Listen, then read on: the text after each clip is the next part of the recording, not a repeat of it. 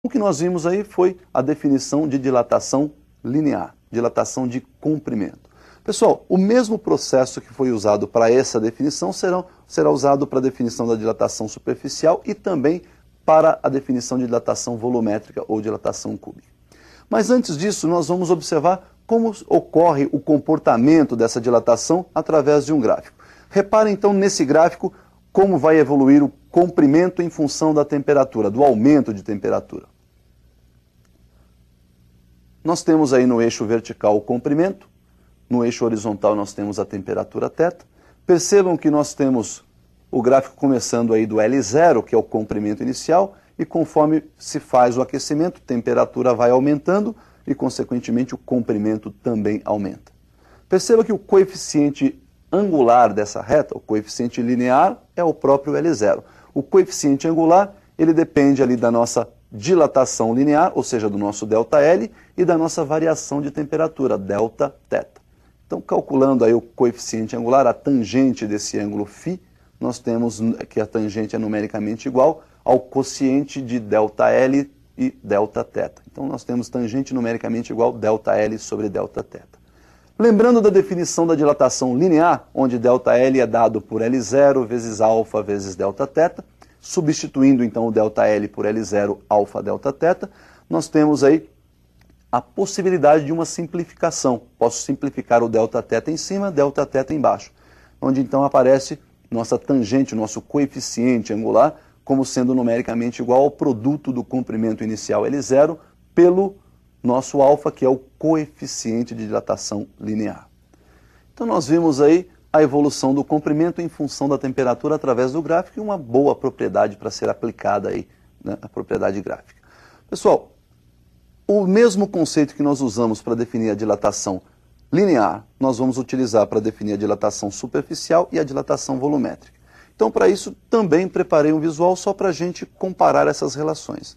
Então, veja como vai ficar aí a definição de dilatação superficial e a definição de dilatação volumétrica. Olha lá, mesmo conceito, mesma definição que nós usamos para linear. Se você tem uma dilatação de superfície, uma dilatação de área, você vai ter que o resultado dessa dilatação é a diferença entre a área final e a área inicial. Experimentalmente também verificou-se que essa dilatação depende da área inicial, de um coeficiente de dilatação superficial. Mudou o coeficiente, pessoal, porque ele agora passou a ser bidimensional. É um coeficiente que está visando aí a dilatação bidimensional, dilatação da área. Então nós vamos chamar esse coeficiente de dilatação bidimensional de beta. E também depende da variação de temperatura.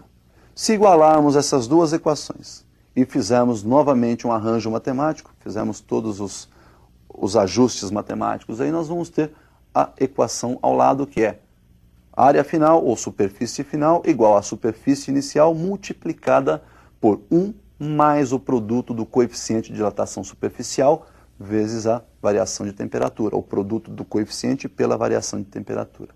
Pessoal, nesses mesmos parâmetros, a definição de dilatação cúbica ou volumétrica, que também pode ser chamada de tridimensional. Então, para saber a dilatação volumétrica, você tem volume final menos o volume inicial. Daí nós temos também aquela definição experimental, onde a dilatação volumétrica é diretamente proporcional ao volume inicial, multiplicado pelo coeficiente, que novamente se altera, chamamos de gama, porque agora ele é tridimensional, e pela ainda variação de temperatura. Se também novamente igualarmos essas duas equações e fizermos os ajustes matemáticos, chegaremos à equação final, onde o volume final é igual ao volume inicial multiplicado por 1 mais o produto do coeficiente de dilatação volumétrica pela diferença de temperatura, pela variação de temperatura. Bom, vocês perceberam que nós temos ali três coeficientes diferentes. Um para dilatação linear, que é o alfa, um para dilatação superficial, que é o beta, e um para dilatação tridimensional ou volumétrica, que é o gama.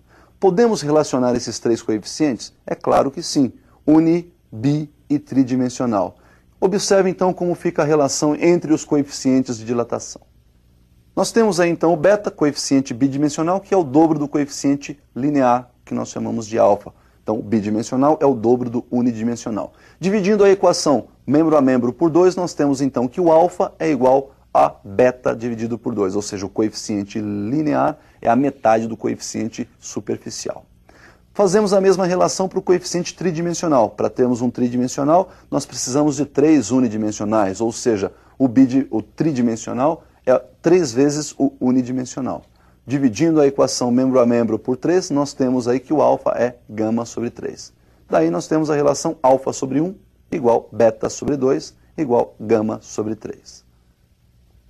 Então, pessoal, hoje nós vimos aí os processos de transmissão de calor e vimos a dilatação térmica.